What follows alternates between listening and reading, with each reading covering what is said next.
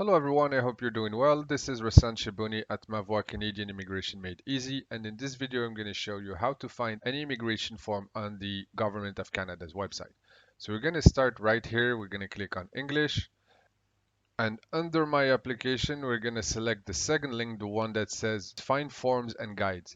So here we're going to land in a page where we have the option to choose a form or a complete package. Let's look at a single form first. So when we click here, we have the list of every form in the Government of Canada's website. You can see there's 164 forms. We're not going to go through all of them, but this filter search box here is really useful. If you know the form you're looking for, you can enter it directly here. So for temporary visa, for example, it's going to be 5257. And you can see that we have application for temporary visa and the schedule one as well. When we click on it, it's going to open a page that looks like this. The please wait, the famous Government of Canada please wait message. But don't worry, just come here at the top, you click download, and once you have downloaded the file, you can open it with a PDF reader.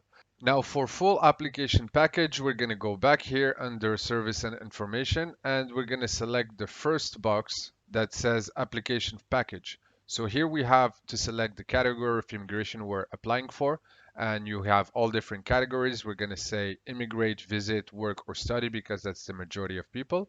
And under what you're applying for, here we have all different immigration streams. So for workers, we're going to click on to work and live permanently in Canada.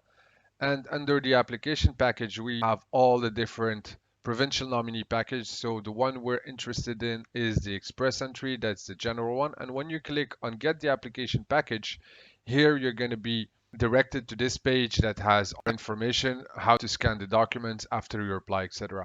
I don't personally recommend that you use this tool to get the full application package because it's way too generic and you may collect some forms that you don't even need for your application.